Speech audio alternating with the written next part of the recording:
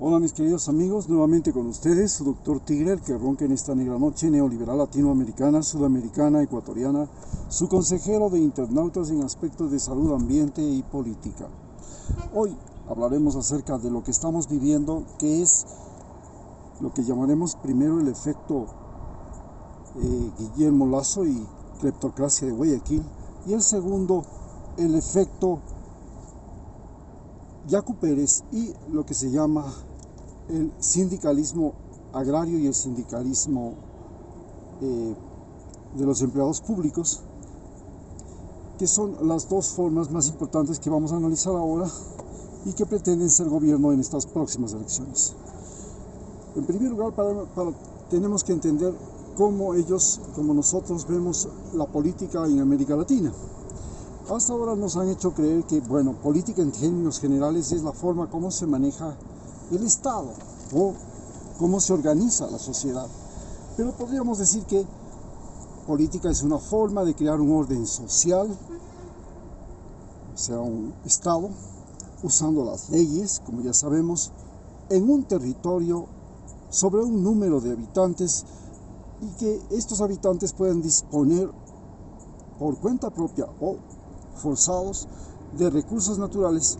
También pueden crear recursos artificiales y mediante un orden determinado fundamentalmente por una autoridad, ellos se convierten en gobierno. Esta autoridad puede estar legitimada por una constitución, por una fuerza militar, etcétera, etcétera. Pero existen, a más de eso, otras tres formas de mirar lo que es la sociedad humana. Y estas tres formas de mirar la sociedad humana aquí en América Latina es, para unos, la política es una forma en que una persona o un grupo de personas usan un país, reino o lugar mediante el poder de unas fuerzas armadas para convertirse ellos en poder y de esa manera manejar o permanecer en ese lugar el mayor tiempo posible o crear una sucesión. Esa es la primera forma de poder. Eso es lo que hemos vivido durante la colonia, durante el incario y lo que estamos viviendo en buena parte de los gobiernos que hemos tenido en América Latina. Otra forma de ver la política ha sido el uso del engaño, pero de forma colectiva. Porque el uso del engaño de forma individual nosotros le llamamos magia. Al uso del engaño en forma colectiva se le llama política. Y en el engaño es el engaño sobre poblaciones.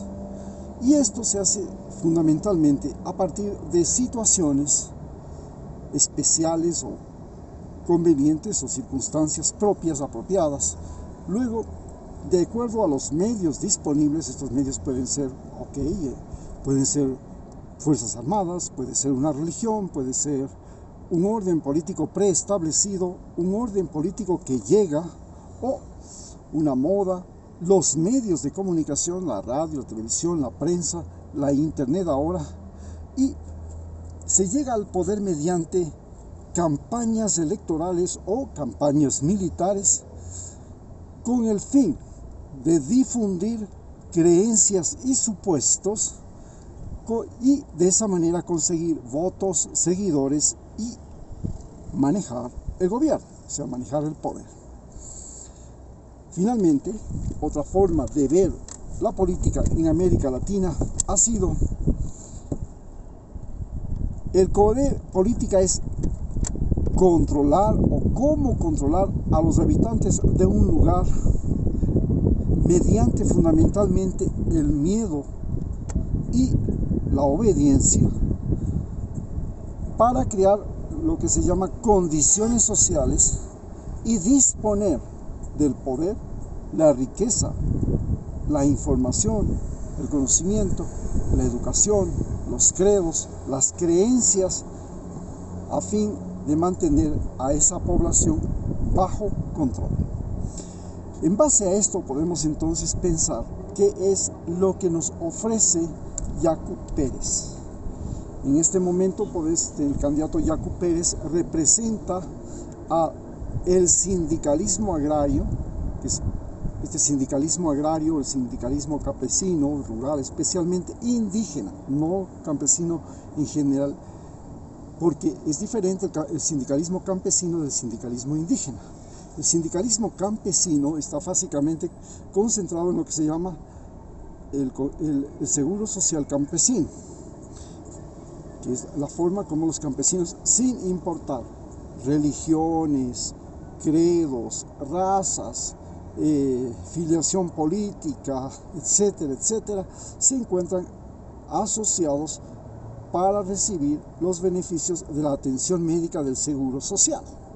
Y esta organización es básicamente una organización que va de poblados, parroquias, hasta cantones.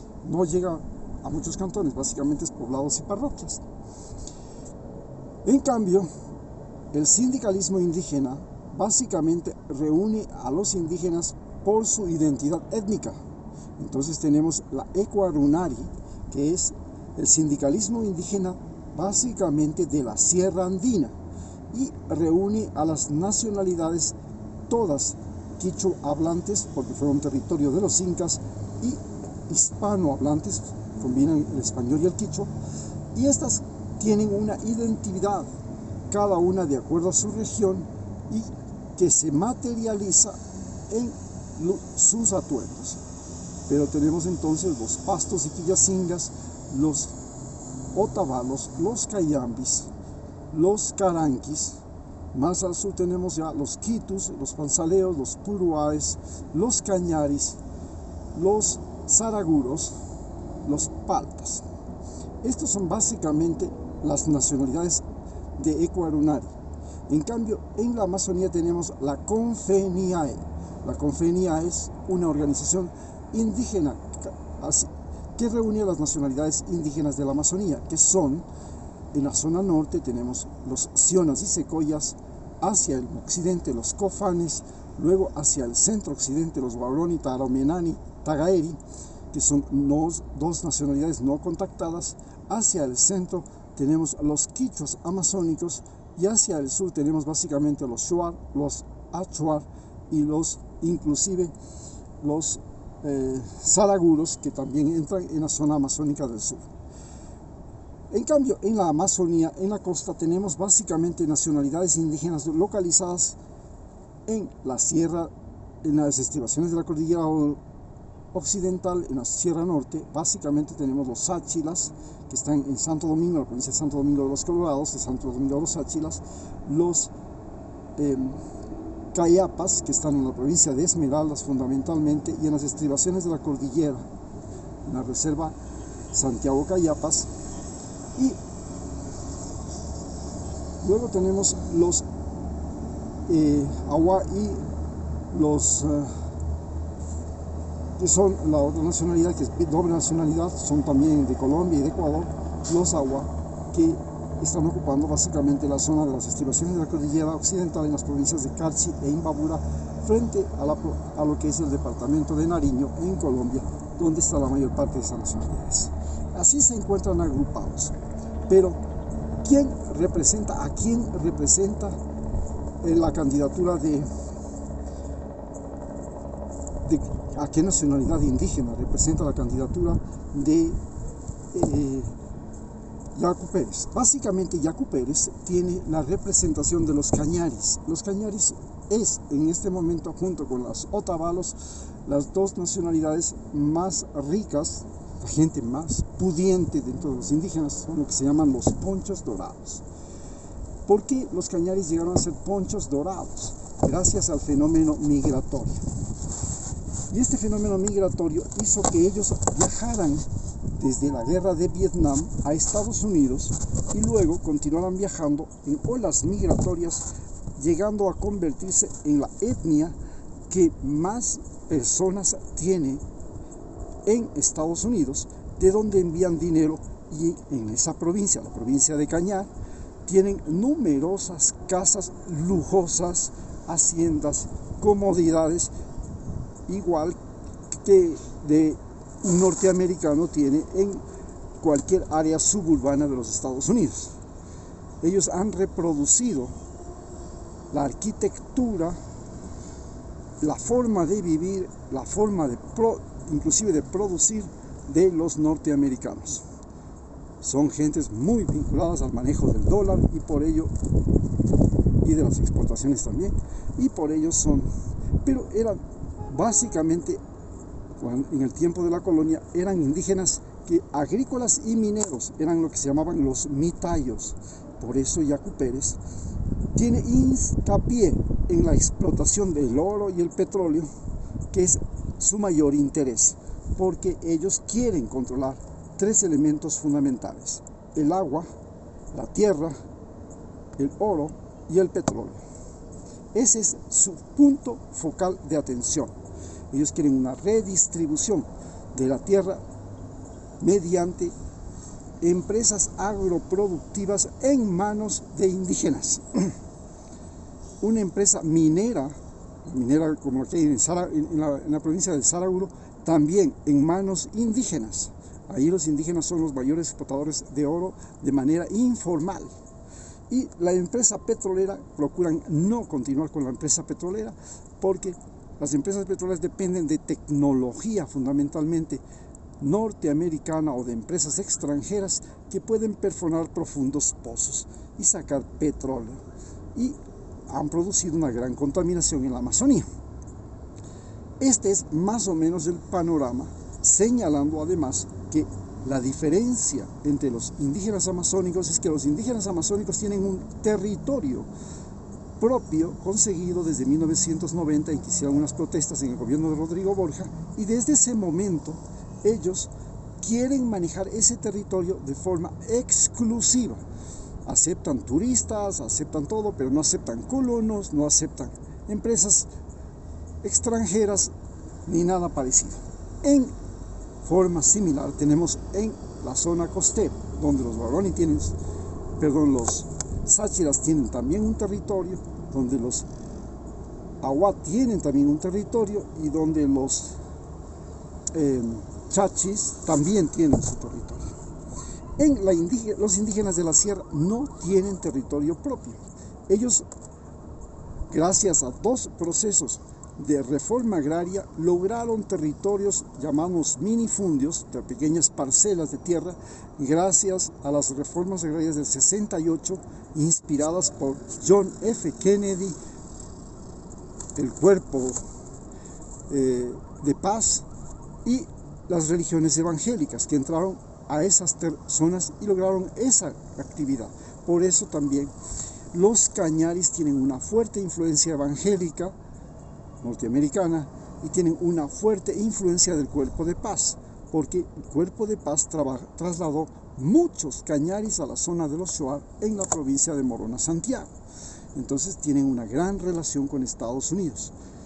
Por eso Yacu Pérez tiene una simpatía, una empatía con Estados Unidos, en tanto que en la Sierra Norte él tiene una antipatía fundamentalmente con los indígenas de la Sierra Norte y de la Amazonía, con los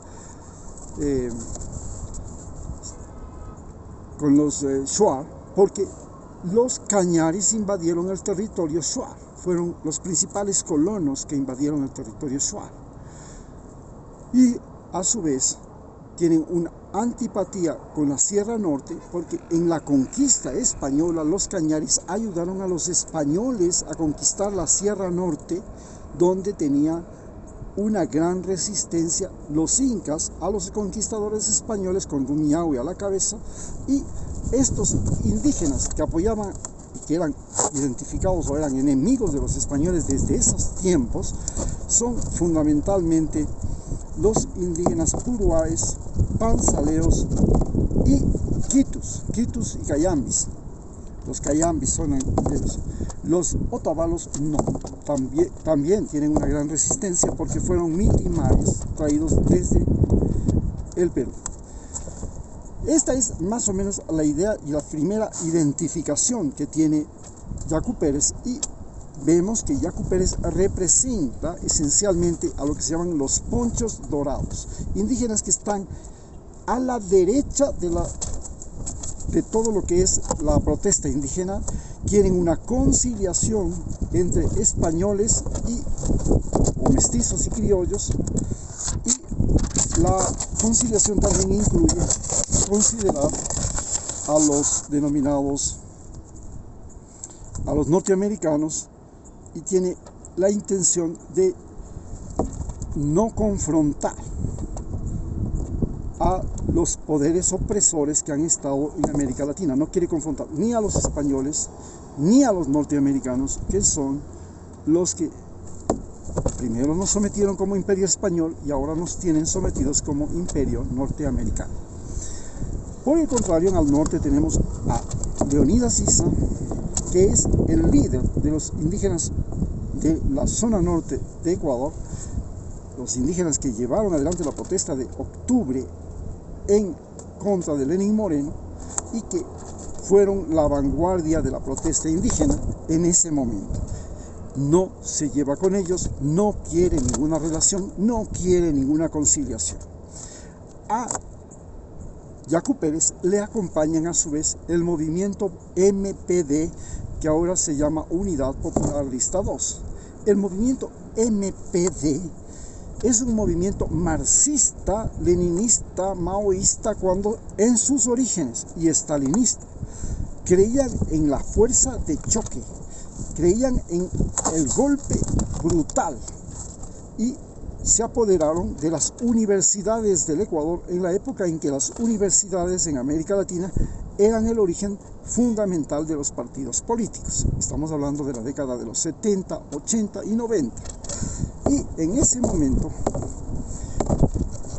el MPD no solamente que se apropió de las universidades, sino que logró apropiarse del sindicalismo estatal.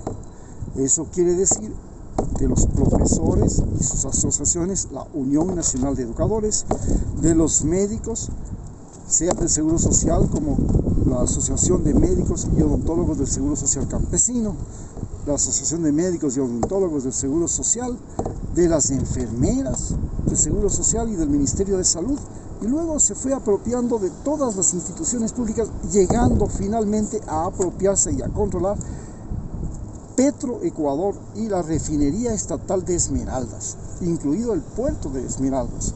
Y este poder sindical es el que ha manejado el país desde los años 80 en las universidades y se ha ido expandiendo progresivamente.